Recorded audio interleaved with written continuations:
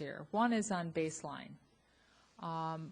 The baseline assessments that you started, I'd like to know from Fish and Wildlife, do you see that as being part of the new protocol as the new regulations go in? So if something like this happens, we kind of have a reservoir of information available to us, and if so, who and how would that happen?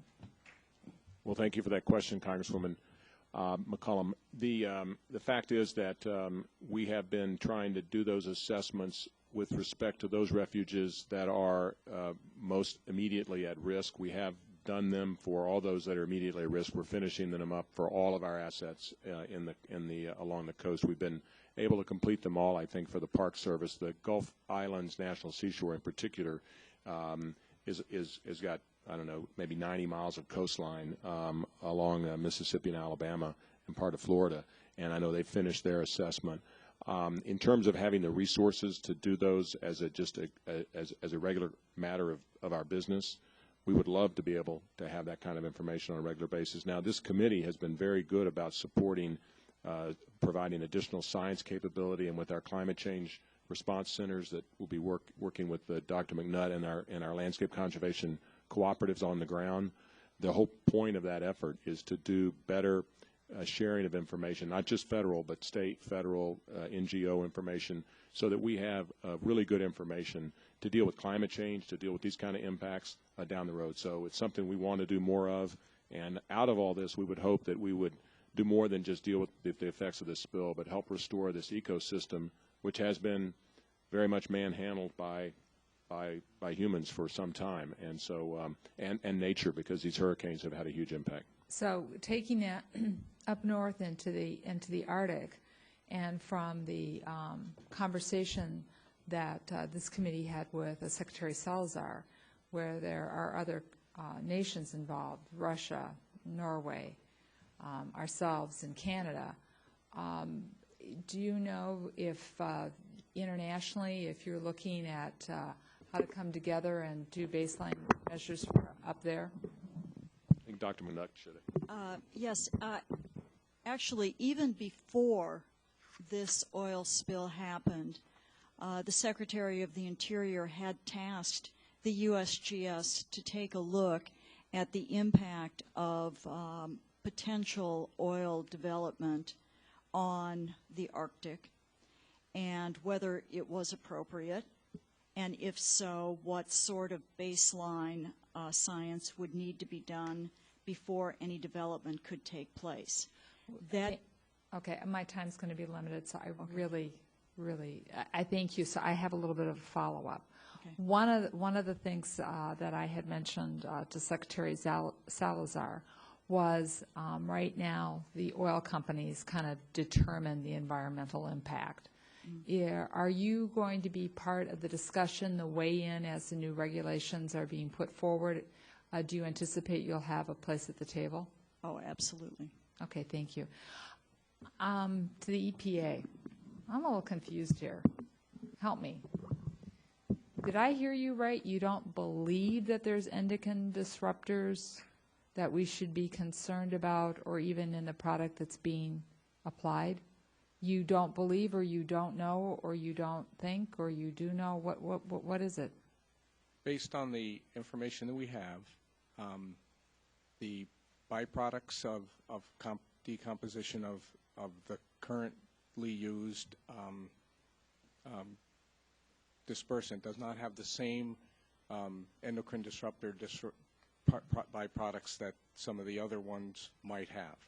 And we have a team of scientists right now looking at that in more detail. Since this event has occurred, you know, the normal sequence of events with dispersants is you have a spill and you apply dispersants. We have this long-term situation here where the volumes keep going up. So we're reducing the volume, and the next step we're taking, if we need to continue to use them, is if there's any differentiation between these in terms of the byproducts of decomposition. These dispersants decompose after a couple of weeks to maybe a month, and that's what we're looking at. What happens when that occurs? But endocrine disruptors are emerging as being concerned. So there isn't as much science on that as we would like to have. That is correct. And in fact, when we did a bill last year on the House floor, an amendment that I offered pretty much passed unanimously to have institutes of higher education become more actively involved in emerging concerns to what's happening with our water. So my question still goes back then, what do you see the EPA needing to do with endocrine disruptors? Because I'm concerned not only when it hits the shore, but as these dispersals are falling down into the water offshore, which I understand where you think that has somewhat of a positive effect. There is still sea life that's swimming through all this stuff, and gill structures and absorbing things in through skin and flesh of these fish and other marine creatures. They also have the possibility of being affected by these endocrine disruptors. So are you going to be putting together something to ask this Congress to do more for you to really get out ahead of these emerging concern issues with endocrine disruptors, so you don't? And I don't mean this as a criticism of you personally. You're speaking to me as you're speaking to me factually. You don't believe, you don't know, you don't think, because that's the information in front of you. What do you need so that you can answer that question more directly in the future? What is our role to make sure you can answer that question? There's a couple of things that's going. First of all, we're going to need to change the way we put or allow dispersants and other products that are used in emergency situations like this to be on the list to be used under the National Contingency Plan. How they got on that list were based on whether they work or not, and then some very relatively rudimentary toxicity tests, which is not nothing, but it was not robust. It did not include looking at all these byproducts that will decompose to. Now we have a situation where this thing is going on for over a month now. It could go even longer. This kind of situation was not really taken into account when those tests were created in the past for these products. So going forward, we're going to need to have a different way, and we're going to have to revise our regulations on how we decide what should be available to react when we have an emergency like this. Right now, what we're trying to do as this thing continues to go on is learn as much as we can with our existing science team as to what we can determine from these chemicals now. So we may still, and we've already told BP that we would do this, we may still ask them to absolutely switch if this is going to go on for a long period of time. And our science review that's undergoing right now, we're not going to rely on them. We're doing our own. If that continues to, as that shows that we have any more concern along these lines, that we can tell from the information we have now, which we do have the list of the chemicals that are in these products under the agreements that we have, we will take further action. So that's where we are right now.